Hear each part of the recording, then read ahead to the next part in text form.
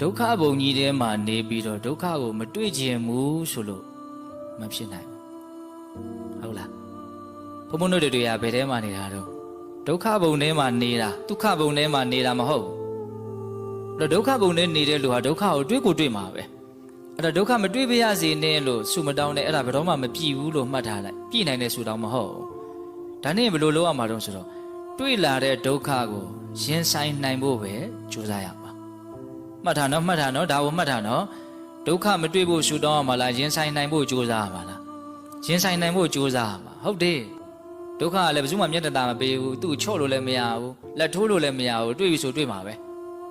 ဘုံတို့လှုပ်ထားဖို့အရာတွေ့ချင်ရတွေ့ကွာငါစိတ်ကိုမတုံမလှုပ်အောင်လုပ်မယ်ချမ်းသာအောင်လုပ်မယ်ဒုက္ခတွေ့ဖို့ရာမင်းတာဝန်တွေ့လာတဲ့ခါမှာမတုံမလှုပ်အောင်လုပ်ဖို့ကငါတာဝန်ဆိုတဲ့သဘောမျိုးစိတ်ဓာတ်ကိုခိုင်မာအောင်ရှိဖို့လိုတယ်ဒေသနာတော်ဒီဆိုတာအဲ့ဒါပဲဒုက္ခမတွေ့အောင်ဒုက္ခကိုရှောင်နေနီးပေးတာမဟုတ်ဘူး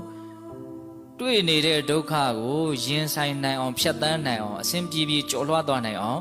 ကြိုးစားတဲ့နည်းတွေကိုပေးတာဟုတ်လားအဲ့တော့ဘုံတို့က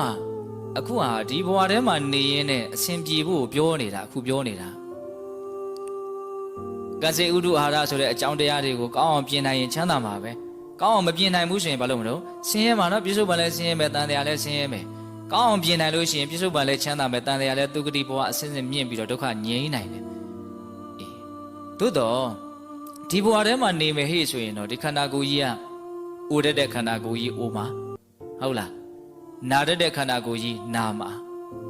သူကခိုင်ခိုင်မာမာတိဆောက်ထားတာမဟုတ်ပြင်ဘက်ကနည်းနည်းလောက်အတိုက်ခိုက်လေးရှိတာ ਨੇ ပြောရရင် तू ကပျော့တယ်ပေါ့နော်နည်းနည်းမှအထိမခံတဲ့အကောင်ပဲဒါကြောင့်မြတ်စွာဘုရားကုံဘူးပမှန်မြေအိုးနဲ့တူတယ်ခွက်နဲ့ကိုယ်သွားနိုင်တယ်ဟုတ်လားဒါသူ့ရဲ့သဘာဝပဲလေသူ့ကိုနားလည်ထားဖို့လိုတယ်ပြီးရင်ဒီနေ့ဘာဖြစ်သွားမှာတော့ပျက်စီးသွားမှာတေသွားမှာရှားထားဖွေထားတာတွေပေါင်းတင်ဆက်ဆံတာတွေအကုန်ထားခဲ့အရွယ်ရှိမရှိကြီးငယ်ငယ်မရွေဘူးအချိန်ကြရင်သွားတာပဲအကြောင်းကုန်တဲ့ဒီနေ့ရက်ရတာပဲဘာမှမျက်နှာထောက်ထားတယ်ဆိုတာမရှိဘူးအဲ့တော့ပြောရင်တာကဒီထဲမှာနေနေတယ်ဘဝဖြစ်နေတယ်ဆိုလို့ရှိရင်ဘဝနဲ့ပတ်သက်တဲ့ဒုက္ခတွေကိုဘုံဘုံတို့တွေဟာရှောင်လို့မရဘူးအဲ့တော့ဒီဒုက္ခတွေကိုဘုံဘုံတို့ကမတွေ့ချင်ဘူးဟေ့ဆိုရင်အကောင်းဆုံးနီးလန်းရပါလေ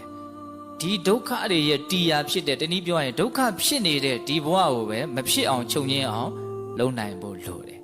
အဲ့ဒီထိရောက်အောင်တွေးရမယ်သဘောပေါက်လားအကောင်းဆုံးအမြင်ဆိုတာအဲ့ဒါကိုပြောတာနော်ဒုက္ခတွေ့လာပြီဩဒါကြီးကဒုက္ခပါလားဒီဒုက္ခချုပ်အောင်ငါလုပ်မဟေးဆိုတဲ့စိတ်ကူးမျိုးထိသွားဖို့လိုနေတာဟုတ်လားဦးဇင်းတို့ရွှေချင်းစတော်ဘုရားကြီးပေးတဲ့ဥမာတစ်ခုရှိတယ်ဩမြေခွေးတကောင်ကို